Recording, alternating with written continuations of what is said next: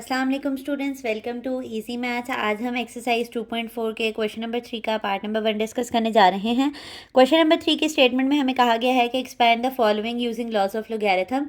जो question number 2 था उसमें उसने हमें कहा था कि आपने सिंगल लोगैरिथम एक्सप्रेस करना है, और इसमें वो हमें कह रहा है कि इनको एक्सपैंड कर दें। एक्सपैंड करने का सिंपली ये मीनिंग होता है कि आपने इसको ओपनिंग की तरफ लेके जाना है, लॉज ऑफ लोगैरिथम को ओपन करना है।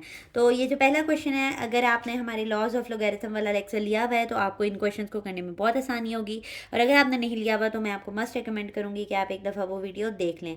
तो अब हमने लॉ ऑफ लोगैरिथम जो क्वोशंट लॉ पढ़ा था, हमने कहा था जब दो नंबर्स डिवाइड हो रहे होते हैं तो हम उनको सेपरेट सेपरेट लॉग दे देते हैं, और सेंटर में हमारे पास साइन क्या आ जाता है, माइनस का आ जाता है। तो यहाँ पर ये 1 स्टेप का इसका सोल्यूशन है कि log 11 को अलहदा लॉग दे दें, log 5 को उसका अलहदा लॉग दे दें, और सेंटर में क्या डाल दें, माइनस। तो ये एक्सपैंड हो गया सिंपली।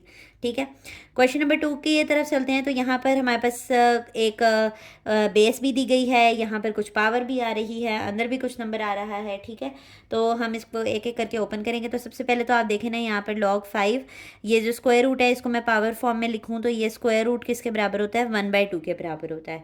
अब पावर लॉ हमें क्या कहता है कि अगर आपके पास कोई नंबर है जिसका लॉग लिया जा रहा है और उसके शुरू में पावर है, तो वो पावर आप शुरू में लेके जाके एक नंबर बना दें, और जो उसका लॉग है वो सिंपली रह जाएगा। तो ये जो 1/2 है, अब ये मुझे कहाँ लेके जाना पड़ेगा, शुरू में 1/2 log 5 8 a6। डन। ये हमने सिंपली एक लॉ ऑफ लोगैरिथम में से पावर लॉ को अप्लाई किया। अब आप देखें यहाँ पे 8 और a⁻6 आपस में क्या हो रहे हैं, मल्टीप्लाई हो रहे हैं। तो हमने ये वाला भी लॉ सीख रखा है कि अगर कोई दो नंबर्स होते हैं, मैं यहाँ पे दो बड़े नंबर्स ले लेती हूँ, आपकी मर्ज़ी, आप कुछ भी ले लें, वो दोनों अगर मल्टीप्लाई हो रहे हो तो आप उनको सेपरेट सेपरेट लॉग दे दें, और बीच में साइन आपने कौन सा डालना है, प्लस का। तो अब यही मैं काम यहाँ पे करने लगी हूँ, 1/2। अच्छा, यहाँ से ना बहुत बड़ी गलती बच्चे करते हैं कि यहाँ पे ब्रैकेट नहीं डालते। ये जो 1/2 है ये तो मल्टीप्लाई दोनों के साथ हो रहा है ना, अगर हम ये ब्रैकेट नहीं डालेंगे इसका मतलब है ये सिंगल एक वैल्यू के साथ मल्टीप्लाई होगा। तो ये हमें ब्रैकेट डालना लाजमी है ताकि हम बता सकें कि ये होल वैल्यू के साथ मल्टीप्लाई हो रहा है। एक को log 5 8 दे दिया आपने, और दूसरे को आपने log 5 a⁻6 दे दिया, और सेंटर में साइन कौन सा आना है, प्लस का। डन।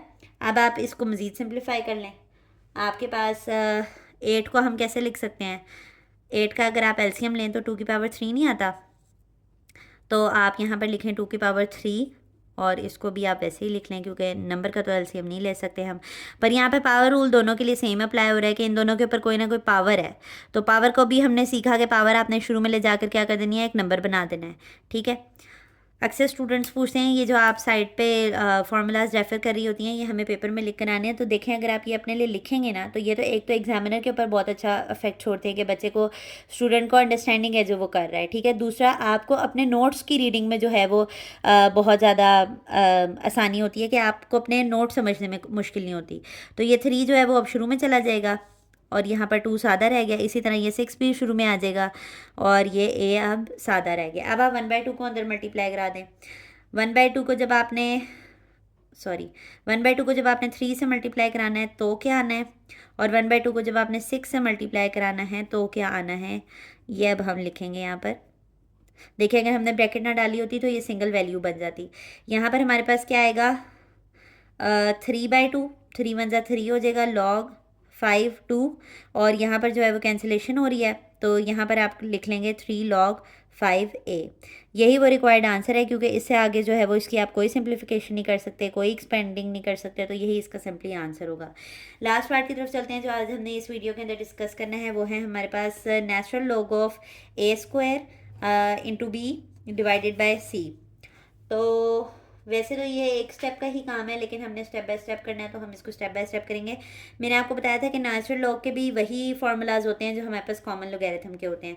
तो पहले हम यहाँ पर ये डिवीजन लॉ अप्लाई कर लेते हैं कि अगर कोई कोई नेचुरल लॉग है और उसमें तो कोई दो नंबर्स डिवाइड हो रहे हैं, तो आप नेचुरल लॉग सेपरेट सेपरेट दे दें, और जो है वो आपके पास सेंटर में क्या आ जाएगा, माइनस। तो हमारे पास देखें यहाँ पर क्या आएगा, ln a² b minus natural log c।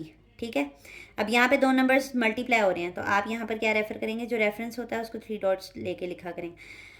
अगर कोई दो नंबर्स मल्टीप्लाई हो रहे हैं तो आप उनको सेपरेट सेपरेट नेचुरल लॉग दे देंगे, और सेंटर में साइन कौन सा आएगा, प्लस का। डन। तो यहाँ पर ए स्क्वायर और बी आपस में मल्टीप्लाई हो रहे हैं, तो नेचुरल लॉग ए स्क्वायर अलहदा हो गया प्लस नेचुरल लॉग बी अलहदा हो गया, और आगे नेचुरल लॉग सी हमने पहले ही अलहदा कर लिया था। तो ये थी इस सवाल की सिंप्लीफिकेशन, बल्कि पावर रूल भी अप्लाई हो रहा है, स्क्वायर है इसके ऊपर। तो हम कहेंगे कि कोई नंबर है ए ही चले ले लें लेट से, उसके ऊपर कोई पावर है तो वो पावर शुरू में चली जाएगी और नंबर सादा रह जाएगा। तो ये पावर शुरू में जाकर क्या बन जाएगी, 2 natural log of A plus natural log of B minus natural log of C. ये वो रिक्वायर्ड आंसर था जो हमें चाहिए था, सिंप्लीफिकेशन करके एक्सपैंडिंग करके जो हमें आंसर चाहिए था। तो उम्मीद करती हूँ आपको ये मेरे सारे समझाए हुए पार्ट समझ आए होंगे। अगर आपको हमारा वे ऑफ टीचिंग ईजी और प्रेजेंटेबल लगता है तो हमारी वीडियोस को लाइक किया करें और चैनल को सब्सक्राइब कर दें ताकि हर नई आने वाली वीडियोस आप तक आती रहे। अल्लाह हाफ़िज़।